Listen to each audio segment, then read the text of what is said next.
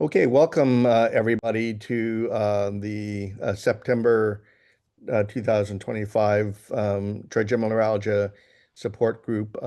This is a quarterly meeting that we have in conjunction with the National Facial Pain Association.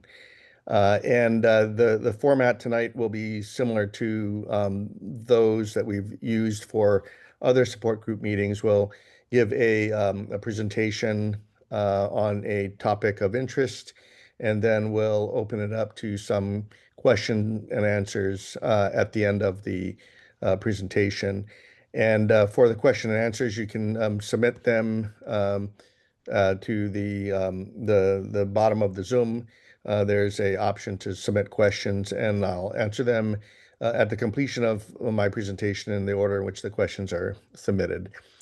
So the topic tonight that I thought would be important to discuss is what are the options for managing trigeminal neuralgia if it comes back after you've already had a procedure to treat it. So if you've already had a microvascular decompression surgery or you've already had radio surgery and let's say the pain got better for a couple of years and now it's back, what's the strategy and what the thought process in terms of working that up?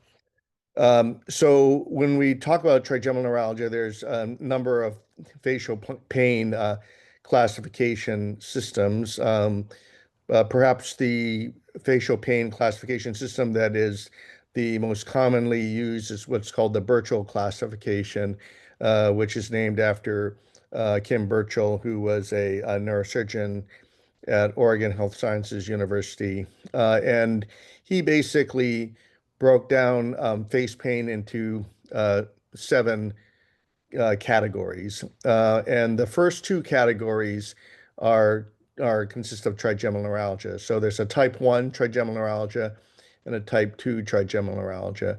The primary difference between type 1 and type 2 trigeminal neuralgia is the nature and quality of the pain. So in type 1 trigeminal neuralgia, the sharp electrical shock-like pain comprises the majority of the pain that the patient experiences. So it's not that common for patients to have a more longer lasting achy pain. It's mostly electrical shocks. Type 2 trigeminal neuralgia, the patient still has electrical shock-like pain, but it comprises less than 50% of the total pain that the patient has. So the bulk of the pain that the patient has is more chronic achy pain. So if a patient comes in and says, my pain is 25% of it is electrical shock, but 75% is more of a chronic dull achy pain, we would say that patient has type 2 trigeminal neuralgia. The other five types of classification, according to Dr. Birchall's classification, is based upon the trigeminal nerve being injured. And if the trigeminal nerve is injured because you've had some, let's say, trauma to the face, that can cause trigeminal neuropathic pain. It's not trigeminal neuralgia, but it's a type of face pain. If you have face pain from a procedure, let's say a prior surgery or some sort of uh, um, uh, facial type of procedure, then that's called trigeminal deafferentation pain. Multiple sclerosis and the herpes zoster, which is like the chickenpox virus, can also cause facial pain that is classified here. So the reason why I bring this up is that when you're first dealing with trigeminal neuralgia patients, you really have to figure out if they truly have trigeminal neuralgia or not. And if they don't, then the trigeminal neuralgia treatment options that we're going to talk about may not apply. Okay, so here's the flow chart that we have for patients that come in with trigeminal neuralgia for the very first time. So this is before they've had any treatments or procedures. So you're working up a patient for the very first time with trigeminal neuralgia. We're going to look at two aspects regarding the patient. The first is what are their clinical symptoms? And the second is what are their radiographic findings? Radiographic typically means MRI findings. So this flow chart here on this slide um, talks about the clinical symptoms that a patient comes in with. So we see the patient, they come in with a complaint of face pain on one side of their face.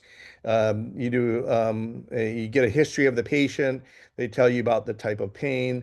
If the pain is distributed in the face along one of these color patterns that you see, the yellow, the green, or the red, and it has electrical shock-like nature that comes and goes, then they have a possible trigeminal neuralgia. And if the pain has some classic triggers, such as eating, brushing your teeth, washing your face, or even wind blowing on your face, then the patient has clinical trigeminal neuralgia. Okay. So remember, there's two parts. There's the clinical side and the radiographic side. So if you've come down to this far, sounds like the patient has trigeminal neuralgia. Let's look at the radiographic side of the equation. So you have a patient, we think they have trigeminal neuralgia. We're going to get some tests to see if we can explain the pain. And the typical test that we get is an MRI scan, because if you look over here on the left side, you'll see the MRI scan. There's certain sequences that show us the trigeminal nerve. Here's the one on the left patient's left side. Here's the one on the patient's right side.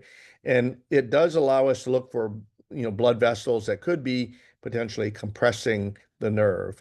The MRI scan also allows us to look for tumors that could be pushing on the nerve that can cause pain. The MRIs will also allow us to look at for things like small strokes or even multiple sclerosis, plaques that can sometimes be in the right location to cause trigeminal type pain.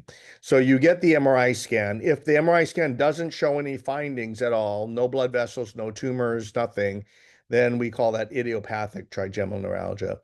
It doesn't mean there's no treatment for it. There is some treatments, but we'll talk about this as a separate category in a bit.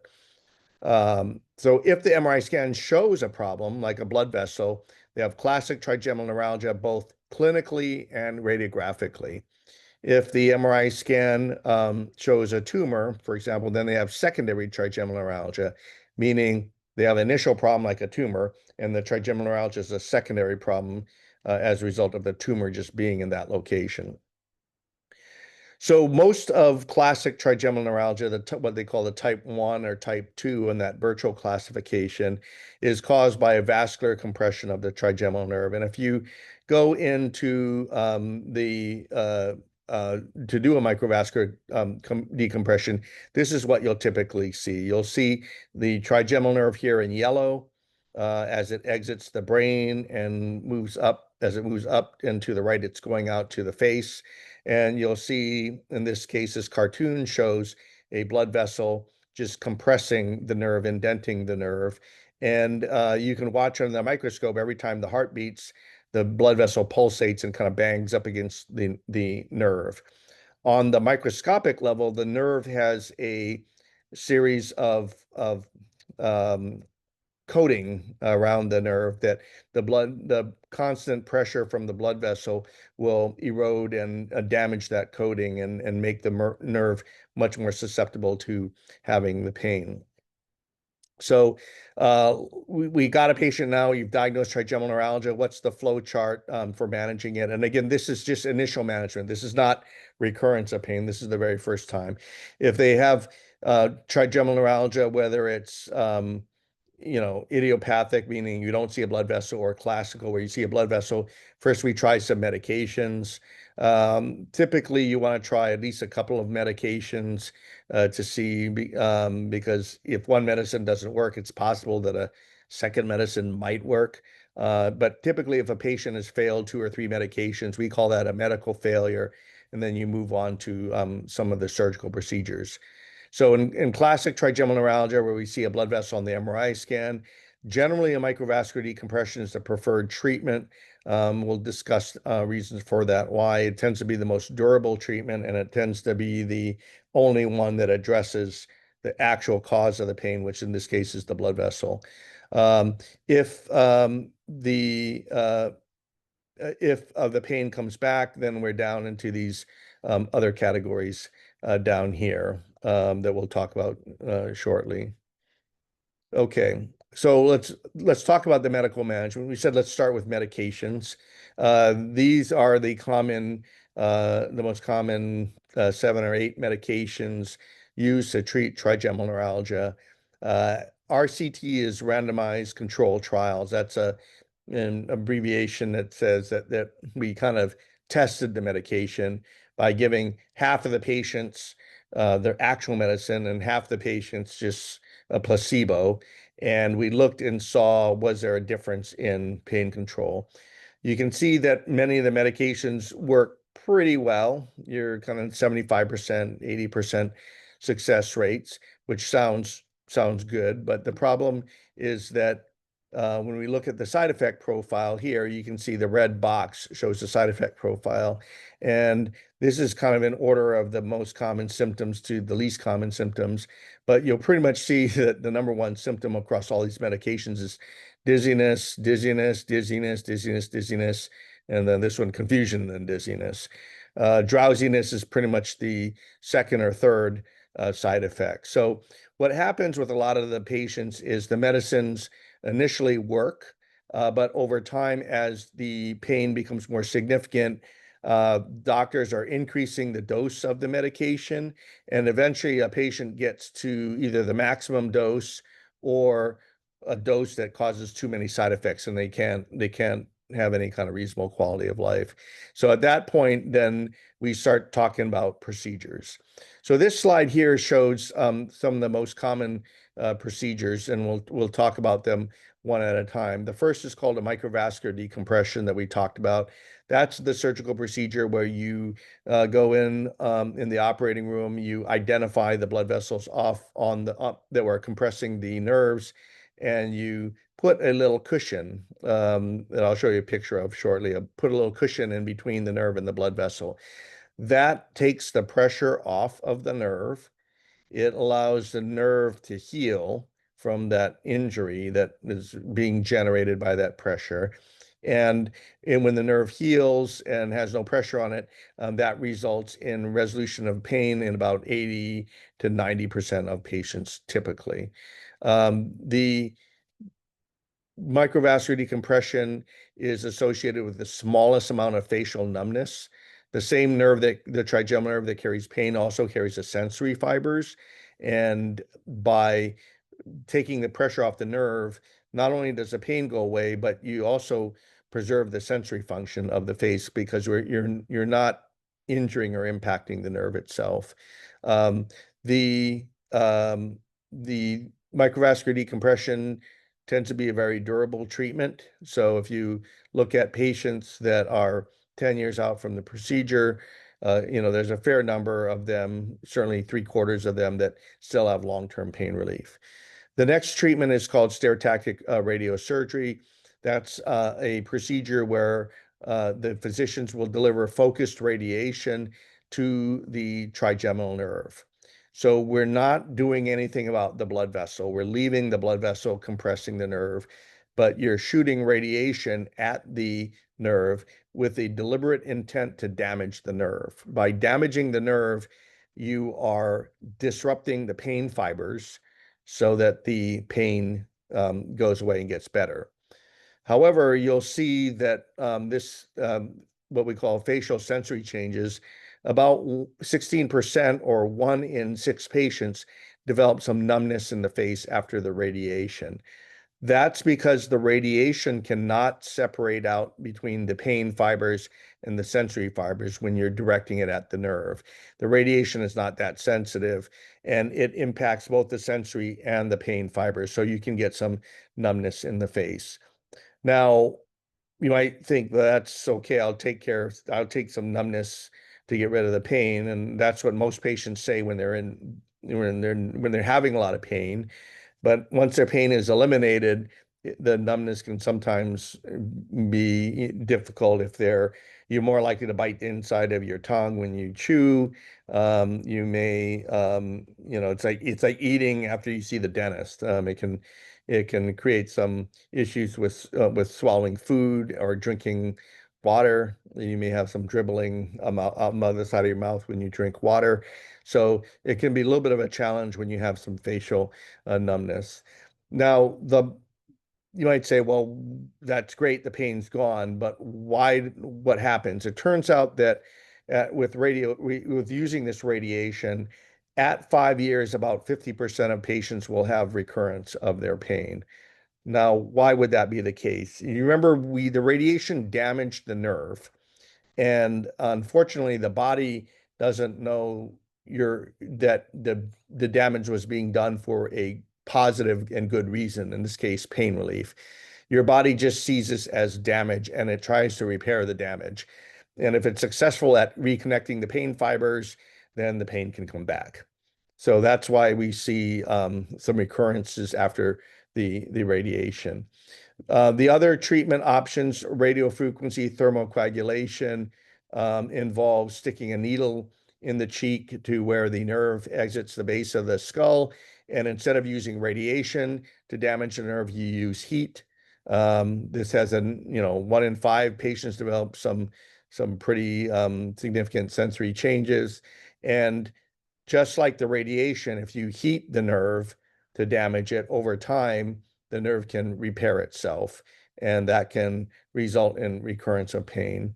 Balloon compression is inflating a balloon right by the nerve to compress the nerve against the skull bone. You're damaging the nerve with just physical pressure. You have the same issues. It can cause some numbness of the face, and if the damage is repaired, then you have recurrence of pain. Same thing with glycerol, which is using alcohol. Essentially, you're squirting some alcohol into the nerve to have the alcohol damage the nerve. 40% of patients developed developed some numbness despite pain relief. And again, your body has a tendency to repair the damage, and it's able to repair the damage more frequently with this alcohol use than it is with the radiation or with the using the heat there. Okay, so let's take a look at some of the pictures here about each of these procedures. This is what we typically see with a microvascular decompression. Again, you have a blood vessel pushing on the nerve. Every time it pulsates with a heartbeat, it bangs against the nerve.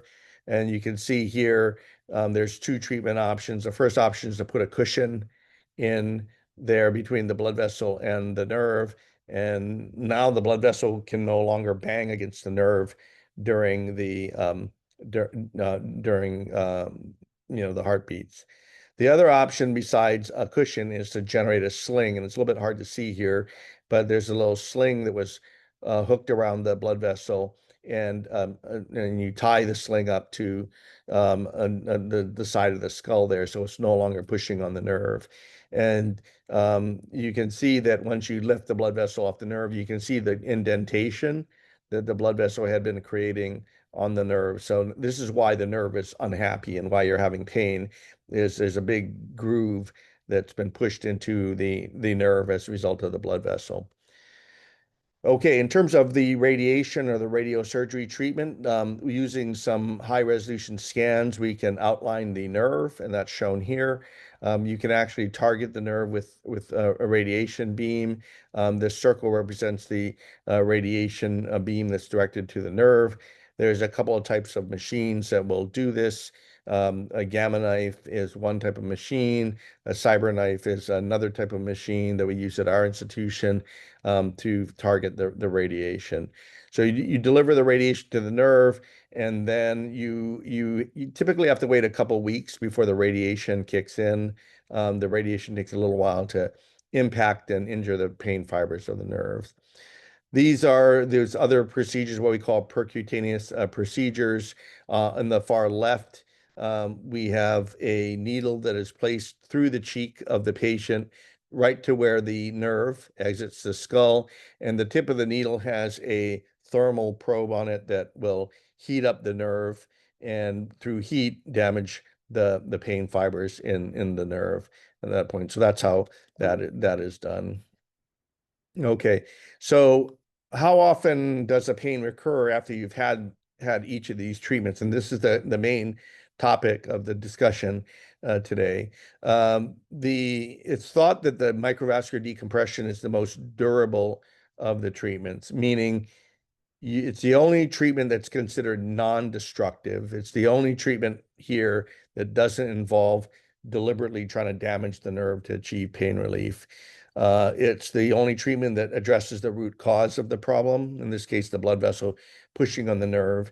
And again, it tends to be very durable, meaning that if you have an MVD and you have good pain relief after the procedure, there's an 80 or 90% chance that you should have pain relief for your lifetime. That doesn't mean that you can't have recurrence of pain, and certainly, 10 to 15, 20% of patients can over time, but it's still the majority of patients have the microvascular decompression, and then that's it. That's all they need. The other procedures you can see have a wide range of percentages here. And why is that? It's because the results vary over time. So when you do the radiation or the thermal ablation, you initially are about 70 to 80% effectiveness. But over time, as the nerves heal, you'll see the effectiveness drops down to, 25, 30%. With radiation, I usually say it's about a 5-year chance of 50% chance of the pain coming back. With the radiofrequency coagulation or glycerol, usually the chance of pain coming back at the 50% or more level usually occurs at about 3 years on average. That's not to say that some patients can't have lifetime relief of pain with these procedures. There are patients that have had all of these procedures that have had lifetime pain relief. But again, the natural history is your body tries to repair the damage. So what's the plan if your pain comes back after you've had one of these procedures? So again, we're going back to the flow chart. You've kind of done the medical management. You've had the let's say in this case, microvascular decompression. The pain's coming back. You can always go back to try some of the medications, because sometimes when the pain comes back, it doesn't come back as strongly as it was initially. And maybe initially the medications were causing too many side effects, but now on a lower dose of medication, you're getting pain relief. So we always consider trying at least some medication, but then if that doesn't work, we can go to the procedures again. So what procedures are we talking about? It's actually the same procedures that we talked about before when you first had the pain. The first is a repeat microvascular decompression. We'll talk a little bit about what that means and what we're looking for, and then we'll talk about each of the other procedures as well. Okay, so what happens if you had a microvascular decompression? Let's say it worked for 5 years and now the pain came back. What happens if you went back inside the head and took another look around? What would you see? And this particular series, they had about almost 300 patients, 276, and they did a repeat microvascular decompression. So they went back in and they looked around after the first MVD procedure that could have been done years ago. And what they found is shown here in this slide here. You think, well, did the cushion move? That's a common question we get. Turns out that in only about 4 to 5% of patients did the cushion actually move. Most of the time, the cushion is really socked in there and scarred in and hasn't moved from the time it was initially placed. About 1 in 4 patients, there was a new blood vessel. The original blood vessel was still packed off, but a second artery had migrated in and now was in contact with the nerve. In 25% it was an artery, and another 10% it was a vein. This may not necessarily be a new blood vessel moving in and touching the nerve. It could have been a blood vessel that was already touching the nerve, but that was either not thought to be the culprit during the first microvascular decompression, or in some instances, and I've seen this before, when you put the cushion in between the first blood vessel and the nerve, the cushion actually pushes the nerve into a second blood vessel on the other side. So you have to be cognizant of that. Granulomatous and arachnoid adhesions is just some scar tissue. So in about a third of patients, there was some scar tissue that was thought to be the cause of the recurrent pain. But in about 30% of patients, you went in there with a microvascular decompression, a repeat, and you can't find anything. And everything else looks in order. There's no new blood vessels, no scar tissue. The cushion hasn't slipped at all. So um, and then we'll talk about what are some options in that situation. Now, in terms of let's say you've had a microvascular decompression 5 years ago and the pain came back, you are certainly a candidate for any of the other options. You can consider the radiosurgery. You can consider any of the thermal ablation, the balloon compression, or the glycerol rhizotomy. Any of these are fair game if the trigeminal neuralgia comes back, as long as you have a discussion with your doctor about what to expect. So let's say you're doing the microvascular decompression, you go back in there and you're in that 30% where you find nothing. There's nothing touching there. There's two options. One is called a partial sensory rhizotomy, and this involves actually cutting a third to half of the nerve. You're essentially trying to identify the portion of the nerve that carries the pain to the area of the face that has pain, and you just cut that. Internal neurolysis is to try to create some just general scar tissue in the nerve by rubbing the nerve and trying to break up any connections that the pain fibers may have just by manual massaging of the nerve. And you can see that that typically has a pretty high effectiveness rate, but in terms of pain relief, but it also causes a lot of numbness. So if you're having a repeat microvascular decompression, you need to have a discussion with your surgeon prior to that surgery because you will be asleep under anesthesia and can't have another discussion at that point. But you have to have a frank discussion with your neurosurgeon about what to do if he finds another blood vessel, in which case you pack it. But what's the strategy and plan if there's nothing there? I mean, are we closing up and leaving things, or are we going to consider one of these two other options? And again, that needs to be discussed prior to the surgery.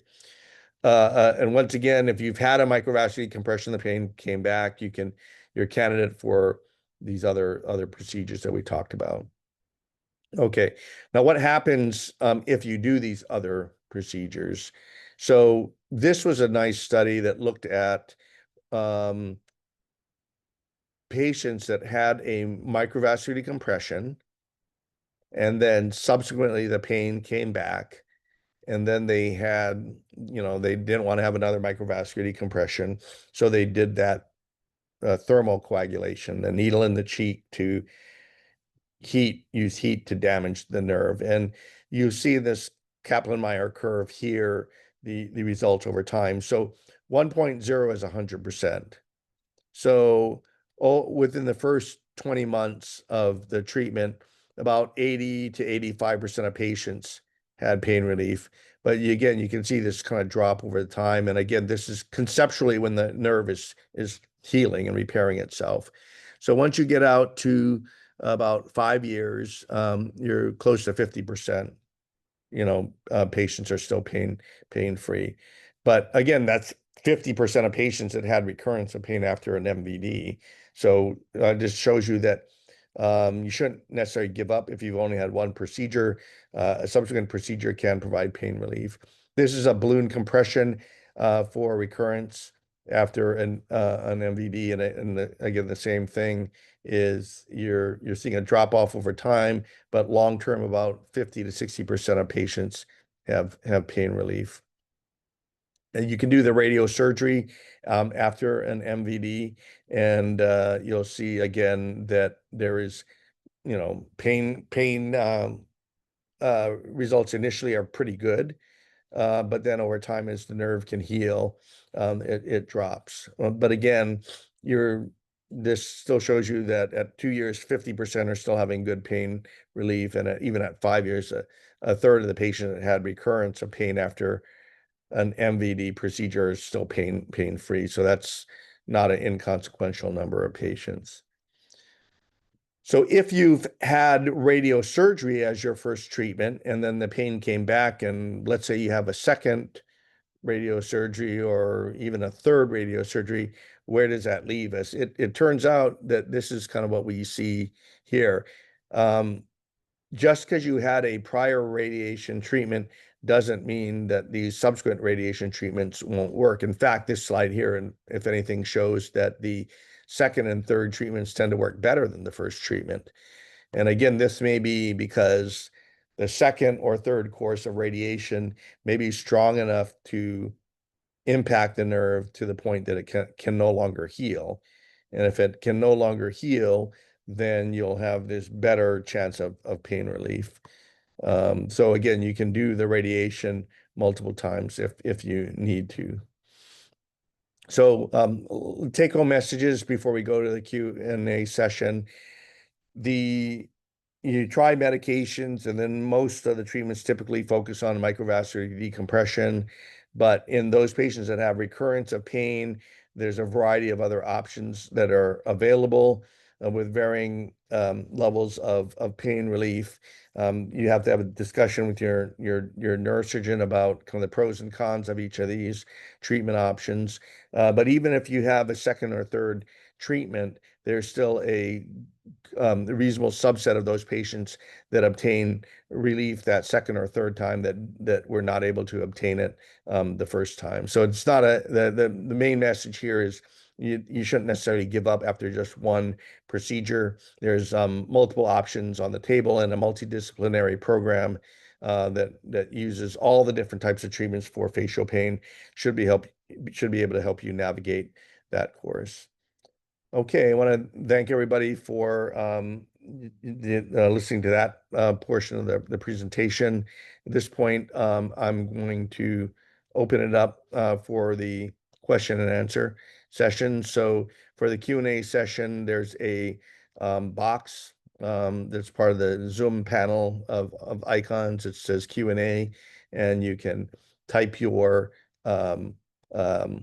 questions in there already. There's already 5 or 6 questions going, and I'll be happy to answer them to the best of my ability as they come in.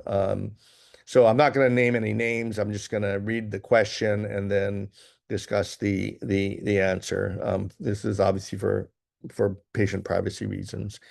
The first question is, my MVD was unsuccessful. Years later, I found out that I have MS. What option should I consider having both trigeminal neuralgia and multiple sclerosis? So multiple sclerosis actually accounts for only about 2% of patients with trigeminal neuralgia. So it's certainly not the most common cause of trigeminal neuralgia. Most of the time, the multiple sclerosis plaque is a injury to right where the trigeminal nerve cell body lives. We call it the nucleus in the brainstem. And the management for multiple sclerosis, it sounds like it probably would be initially different than classic trigeminal neuralgia, but in reality, it's still similar. You follow the course of medications, and then if they don't work, then you can consider the other options. Now, I would say a fair percentage of the time, 2/3 of the time, an MVD still works in patients with multiple sclerosis. And you might say, why is that the case? If the multiple sclerosis caused the injury in my brainstem, why would moving a blood vessel off of the nerve in a different location of the nerve result in pain relief? And it turns out that sometimes the nerve is strong enough to tolerate one insult, like a blood vessel, but not 2 insults, like a blood vessel and a multiple sclerosis attack.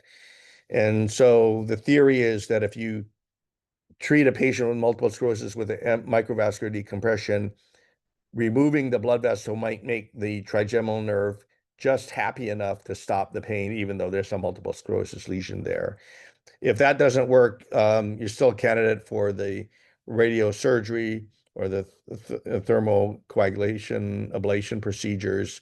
Those are all possible candidates as well. Next question, what if the pain returns multiple times after an MVD, a balloon compression, an MVD plus an internal neurolysis, um, and now with neuropathic sensory changes? So the key to that flow chart that I showed was um, that the um, that the pain was still consistent with trigeminal neuralgia. What unfortunately can happen sometimes with multiple procedures, and you remember that very first slide when I talked about the virtual classification, there was a classification call that had to do with facial pain as a result of prior procedures. So if you've had a number of prior procedures and you still have facial pain, there's a reasonable chance that the pain is no longer going to be classic trigeminal neuralgia. They were migrating into some of those other categories that Dr. Burchell defined. As we migrate into those other categories and move away from the classic trigeminal neuralgia classification, the effectiveness of the procedures becomes less and less. So something like this, where there's multiple procedures, really needs a comprehensive evaluation at a very high level facial pain center. There are some very rare procedures that I didn't discuss tonight that can be considered. But again, that's a pretty high level discussion that's something that'd be way beyond ability on a webinar to answer. Um, Next question, what options are more successful for those who developed trigeminal, I presume facial pain from dental procedures? So with dental procedures, if the dental procedure caused the pain, there's a there's a chance that now you're not dealing with trigeminal neuralgia. Trigeminal neuralgia is that compression inside your skull that causes face pain on the outside of your face.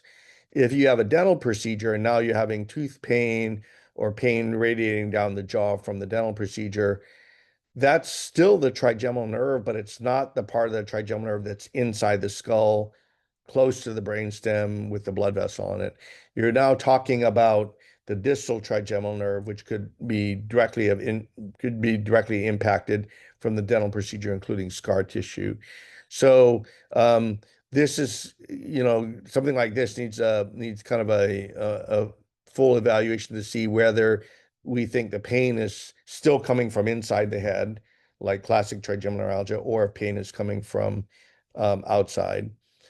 The next question is, can you live without the trigeminal nerve? Why do we have it? I guess the presumption is, why not just cut the nerve and be done with it? So if you cut the trigeminal nerve and you don't have it, what's the repercussions? First of all, your entire face will be completely numb. No, you won't feel anything on that side. You'll have a hard time eating and chewing because your coordination of the swallowing muscles involves some sensory input from the mouth. But the most important issue with the trigeminal nerve has nothing to do with the mouth or the tongue or the teeth, but with the eye. If you think about it, if you get a piece of dust in your eye or an eyelash in your eye, you'll notice it right away. You will blink or irrigate the eye out until that irritation goes away. That's a protective mechanism that your body has to prevent anything from injuring your eye. If you lose the trigeminal nerve completely, your entire eye becomes numb.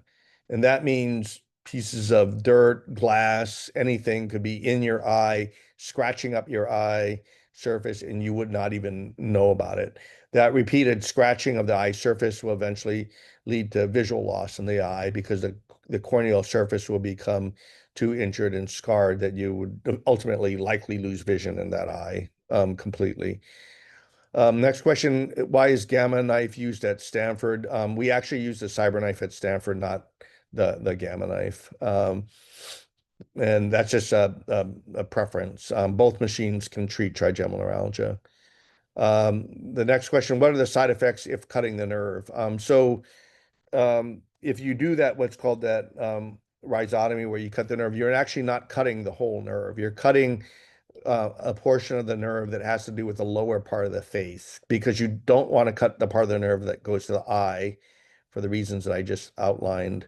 Um, so the if you target the nerve by cutting it, you cut the innervation to kind of the cheek and maybe the chin to try to eliminate the pain, but you got to preserve the innervation to the forehead. The main side effects again are, as mentioned, complete numbness in the part of the face that that nerve portion was cut to, and that's a you have to decide if that's worth the trade-off, because the numbness can be bothersome, for chewing, eating, um, talking sometimes can be impacted if you have complete numbness. Even something like shaving can be impacted if you can't feel, if you're cutting into the face. Next question, if you have an MVD, are there more side effects doing it the second time? So the main two side effects of an MVD, other than the pain relief issue, are numbness in the face if the trigeminal nerve is manipulated too much, and then hearing loss. So let's start with the hearing. The hearing nerve lives pretty close to the trigeminal nerve, and it's a very, very sensitive nerve. So being in there doing the microvascular decompression can cause some irritation to the hearing nerve. And there's actually about a 2% chance of hearing loss when you do a MVD. If you have a repeat MVD, doing it a second time, the numbness in the face, which I typically quote 5%, and the hearing loss, which I quote as 2%, go up. I mean, you can effectively double those numbers if you do it the second time. So that's just the main consequences of a second MVD is side effect rates with dealing with numbness of the face primarily can increase. The next question, what have been the results of acupuncture treatment? So acupuncture is a form of alternative medicine that has been tried and in some patients has provided a benefit for trigeminal neuralgia or face pain. We certainly say that if it works for you, there's no reason why you can't go that option. Um, so it's one of those things that certainly you can consider it along with the standard, more Western kind of medical practices, but not opposed to acupuncture if it works. Go ahead and try it. Do you know much about nerve stimulation for trigeminal neuralgia? So this is one of I mentioned there's some rare procedures that I didn't discuss today that can be effective. And this is essentially what we're talking about. There is a way to stimulate the trigeminal nerve to try to override the pain. But to kind of make the long story short, this would involve implanting, metal into you to the nerve stimulator that would kind of stimulate the trigeminal sensory cortex to override the pain. The best analogy I can give for something like this is if you touch your hand on a stove accidentally and burn it, you do one of two things. You either shake your hand vigorously, or if it's your finger, you might stick the finger in your mouth or stick the finger under some cold running water. Shaking the hand or sucking on the finger or letting water run over the finger is a way to stimulate the finger sensation so that your body is no longer paying attention to the pain signals, and it's more paying attention to the movement of the hand or the water on the hand. And that's essentially how nerve stimulation works. Typically not covered by insurance. And so it's a category that is under development right now, but still in its infancy. Um, the next question is there a concern of anesthesia dolorosa if somebody has more than one radio frequency? The short answer is yes, but let me explain for everybody what anesthesia dolorosa is. I've talked a couple of times about the nerve when it heals, the pain fibers can get reconnected and your pain may come back. I like to think of anesthesia dolorosa as the pain fibers attempt to heal, but instead of connecting correctly, they connect incorrectly, creating miscommunication and scar tissue. And anesthesia dolorosa is a different type of pain than trigeminal neuralgia. It's a burning dysesthetic pain that patients will describe as potentially being a lot worse than trigeminal neuralgia if there's something that's worse than classic trigeminal neuralgia. So you definitely don't want to be looking for anesthesia dolorosa. Now, each time you have an ablative procedure, any of the procedures that damage the nerve, whether it's a radio frequency or a glycerol or the radiation, you run the chance of the nerve healing incorrectly and therefore developing anesthesia dolorosa. So yes, there is a concern. The more of these ablative procedures you do, the greater the chance of this occurring. Generally, the first time around, it's on the order of 1 or 2%. If you have a second ablative procedure, the anesthesia dolorosa frequency can move up to 2 to 4%. So that's a primary concern.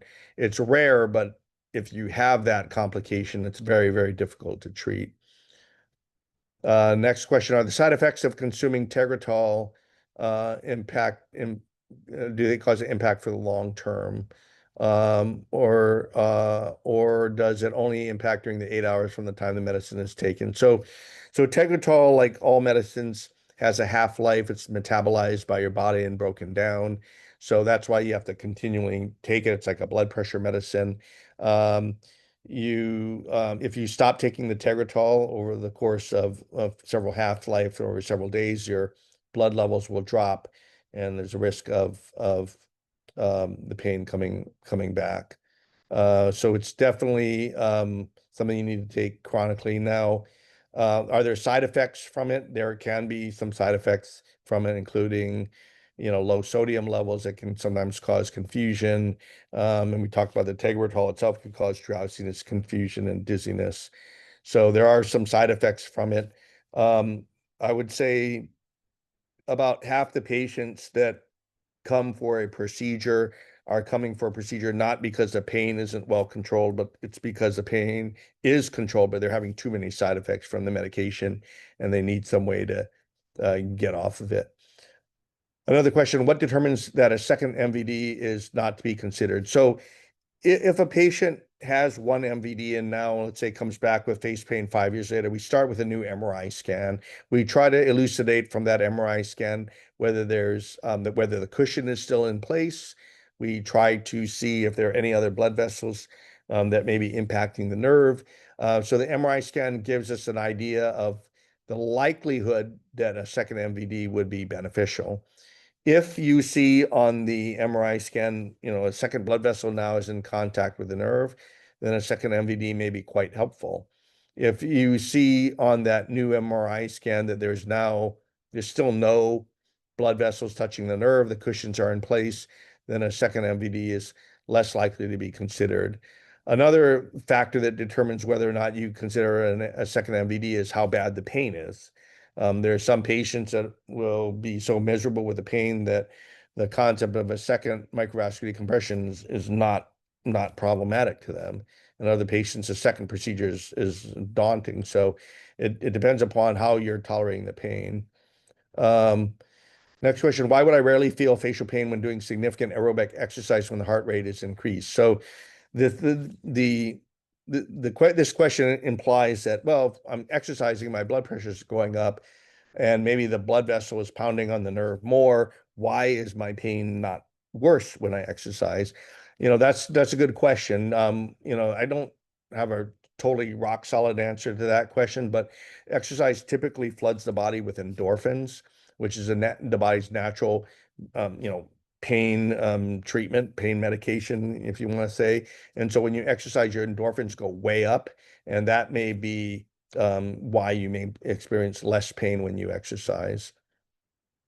Do the trigeminal nerves of older people usually regenerate less quickly than nerves of younger people after a destructive procedure? Has there been a study of the efficacy of the procedures based on the age of the patient? This is actually a very great question. I'm not aware that this study's been done. Um, we have looked at, for example, outcomes of MVD in different patient age categories. Like, do patients that have MVDs older than 80 years old, do differently than patients younger than 80 years old? And turns out the answer to that question is no.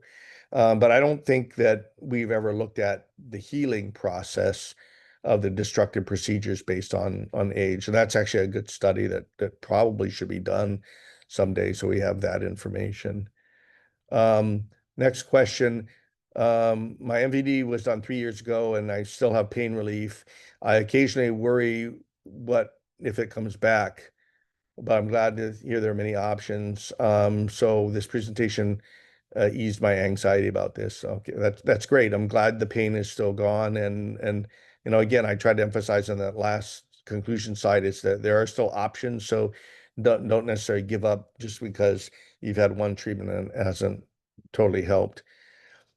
Next question, can you please describe what internal neurolysis is again? And so internal neurolysis means you've done you're doing an MVD procedure, you've opened the skull up, you're down looking at the nerve, and essentially you take a little micro instrument and you just massage the nerve. Imagine rubbing your left arm with your right hand.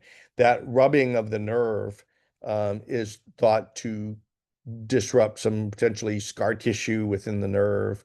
Um, it's just like if you have a frozen shoulder and somebody rotates your shoulder through the range of motion, that's what it is. It's trying to break up any internal scar tissue to achieve a benefit. So the internal neurolysis is thought to disrupt some of the pain conductivity of the nerve by that massage. The next question, can classic type 1 trigeminal neuralgia evolve to classic type 2? The short answer to that question is yes, and that's very common. Type 1 trigeminal neuralgia are usually patients that have had pain for a relatively short period of time, 1 to 5 years. If patients have had pain for decades, it's usually type 2. And it's not uncommon for a patient with type 1 trigeminal neuralgia over the years to evolve to type 2. So that's super common. Related question is, can someone have bilateral trigeminal neuralgia? And the answer to that question is yes, they can. Um, but having bilateral face pain doesn't necessarily mean the problem is on both sides, involving both the left and right trigeminal nerve. The brain stem, which is where the trigeminal nerves live, connects the brain and the spinal cord, the signal pathways in it. So in a patient that's really rare, but in a patient that has bilateral trigeminal neuralgia, I start with management on the most symptomatic side first, because sometimes managing the side with the most pain actually makes both sides pain go away. And for reasons that aren't clear, but probably related to the crosstalk. Um, is it possible to know what the cause of pain is for each patient? That's that whole workup algorithm I talked about here. You do a clinical workup and a radiographic workup and see if you can piece things together. And 90 to 95% of the patients, you can. The next question, I had a radiation treatment in 2015 and a second radiation treatment in 2021. I talked to my neurosurgeon. He said I could have a third radiation treatment. I have no pain at this time, but I'm glad to hear that that's an option in case of a flare-up. Yeah, certainly third treatments are options in if it comes back. Again, got to have another discussion about incidence of numbness in the face and the anesthesia dolorosa, but it is an option. Um, Next question. Had my radiation in 2023. I'm pain free, grateful for every day. That's glad to hear that. I'm glad you're doing well. Okay, MVD for classic trigeminal neuralgia was not an option for me because I have MS. I was told there could be more problems if there were a lesion near the area. So uh, I I think the thinking around MVDs for MS patients has evolved over time. It's certainly in my practice, I do consider MVDs for patients with MS, again, because sometimes the nerve can tolerate one insult, like a blood vessel on it, but the minute you give the second insult to the nerve, which is the MS plaque attack, then they have trigeminal neuralgia. And in those patients, if they have a blood vessel and you move it off the nerve, even though they have a MS diagnosis, 2/3 of those patients will still get pain relief. So I don't think MS excludes you from an MVD. How many times can someone reasonably have an MVD? Well, this depends upon actually what was found the first time and whether it was a high volume center, because realistically, if you have an MVD at a center that does a lot of MVDs, the likelihood that a blood vessel would be missed or not visualized during the first MVD is very low. But if the MVD was done, at a place that doesn't do a lot of MVDs, then it raises the possibility of potentially a blood vessel could have been not visualized the first time and potentially visualized the second time. Um, let's see. Do you have a list of physicians or research studies that see trigeminal neuralgia patients? I've had trigeminal neuralgia for 3 years and haven't found somebody with actual experience with it. So if you go to the Facial Pain Association website, it's a national website. It has a list of all the centers based on state. So you should be able to find physicians that are very familiar with facial pain on that website. Um, too many side effects from the medications are definitely a real problem. That's exactly what I've been experiencing. Yep, that's as I said, half the patients come in for a procedure not because of pain, but because they're having too many side effects from medication. Next question. Will you consider an MVD even if the MRI doesn't show compression? So this going to answer that question in two ways. First is the main question is, was the MRI a high quality MRI? Like, was it a thin slice, high resolution MRI that gave us a good view of the trigeminal nerve from many different angles to make sure there's no blood vessel touching it? A lot of times a patient will come in with an MRI that's not a high quality MRI scan and a report that says no blood vessel touching the nerve. But then when you order a new MRI scan that's a high quality MRI scan, all of a sudden you can find, one or more arteries touching the nerve. And it just was the first MRI just wasn't adequate enough to identify anything. Now let's go one more step. Let's say you have a high quality MRI scan and you don't see anything on the MRI scan. Can you still do an MVD? The short answer to that question is yes. It's essentially more of an exploratory MVD attempt, and you're going down and just looking directly at the nerve under the microscope and seeing if there is a blood vessel touching the nerve. The reason why an MRI can sometimes miss a blood vessel has to do with the orientation of the blood vessel with respect to the nerve. If a blood vessel runs perpendicular to the nerve and crosses the nerve, it's generally very, very easy to see on the MRI scan. However, if you think of a blood vessel running right along the nerve in the exact same direction as the nerve, right on top of the nerve, the MRI may not be able to separate those two structures because they're overlapping structures. If there's no if they're running perfectly in parallel, then you may not be able to see it. And in those instances, if you do an MVD, you will see a blood vessel. So an MVD, if the MRI doesn't show compression, can be considered. Just have to have a frank discussion with the patient about the likelihood of relief is going to be certainly lower. If you have trigeminal neuralgia for a long time, like 20 years, would an MVD be less successful? There is some anecdotal data that shows that the sooner you have an MVD, the better the results. And the reason for this is there are subsets of patients that have just intrinsic injury to the nerve itself over time. So the theory is that if a blood vessel is banging up against the nerve for 20 years, the nerve is more likely to be unhappy and upset and permanently not normal than if the blood vessel was banging against the nerve for only 2 years. So the longer you go with with a vascular compression with the blood vessel pushing on the trigeminal nerve, the greater the chance that the nerve itself will be so unhappy that even if you do the decompression, it's a little bit of a too little, too late scenario. Um, Now, again, this is anecdotal data, not fully published data, but that's kind of my experience of what I've seen over 25 years.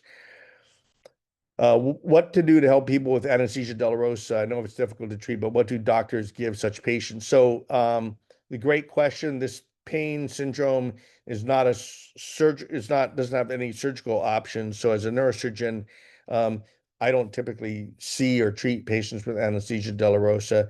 Those are typically managed by comprehensive pain clinics, and they can be definitely a challenge to manage. So, it's a comprehensive pain clinic is the treatment for that. Um, my trigeminal neuralgia is episodic. I have it for 6 weeks, then it stops for 6 months, then it comes back. So that's a pattern that you see early on with trigeminal neuralgia.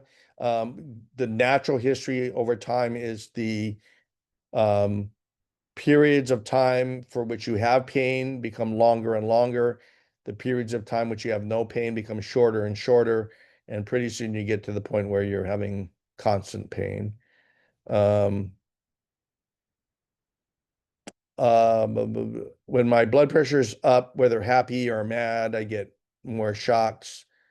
Um, what's the mechanism? Again, the thought process is higher blood pressure can increase the pulsation of the blood vessel on the nerve. But we talked about how there could be exceptions if there's done for exercise with endorphins that actually may, uh, reduce the pain. So my paperwork after I was treated indicated that facial numbness after radiation is a good indicator of pain control and success of the procedure. Okay, that's actually correct. If you have facial numbness, what does that tell us? It tells us that the radiation impacted and damaged the nerve to a high degree compared to a patient with no facial numbness. So if you have facial numbness after radiation, the nerve was impacted more by the treatment than the patient that did not have any facial numbness. Okay. Now, if the nerve is impacted more from the treatment, the pain fibers are less likely to reconnect and grow back.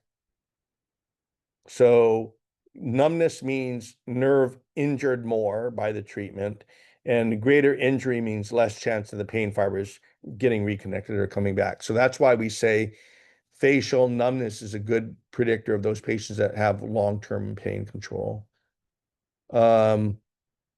The next question, if medications are working for a young trigeminal neuralgia patient, 24-year-old, what are the options over time? Generally, if the medications are working and you're not having side effects, the correct simplistic answer is to continue the medications um, until they are not working. So especially in a younger patient, the further you can go, just with medical management before a procedure would be preferable. Um, Next question, are the discussed treatments as effective for trigeminal neuralgia type 1 and type 2? They're actually more effective for trigeminal neuralgia type 1 than type 2. So again, this is focusing on the sharp electrical shock like pain and not any kind of chronic achy pain. The more component of the electrical shocks you have, the greater the chance of the procedures are working. Once you're down to like 95% dull, chronic, achy pain and no shock-like pain, it's telling you the nerve has been impacted for a long time and, again, it's not happy, and just doing a MVD at that time may not necessarily help. The next question is when does the numbness set in after the radiation treatment? So that's a great question because unlike an MVD or the thermal ablative procedures that impact the nerve immediately, the radiation takes a little while to work. Um, the data shows that most of the time the radiation kicks in terms of pain relief between 2 and 4 weeks following treatment. It can be as early as a few days or as late as 6 months to achieve pain relief after radiation. But for most people, it's 2 to 4 weeks. That tells us that the pain fibers are being impacted by the radiation and being injured so they can no longer conduct signals. At the same time, the sensory fibers, the ones that control the feeling in the face, they're larger fibers, so they take a little longer than the smaller pain fibers to be impacted by the radiation. But we typically can start to see some numbness setting in the 3 to 6 month mark. More likely it's to occur in the 6 to 12 month window, because at that point the radiation is at its full impact on the nerve. So it looks like I got through the questions. There's one more that I'll answer, and then we're past time. But if you have uh, type 2 trigeminal neuralgia and bilateral pain with confirmed compressions, I guess on both sides, but the MVD on the first side was a failure, what next steps should be considered? This is a complex question because it it it doesn't tell me why it was a failure. We'd start with an MRI scan after the first MVD, take a look at the area around the side of the first MVD, see if the cushions are in place, see if there's any blood vessels still touching the nerve. Um, there's a big starting point there. Also, type 2 trigeminal neuralgia means very little electrical shocks and mostly chronic achy pain, raises the issue of whether this is actually truly trigeminal neuralgia or not.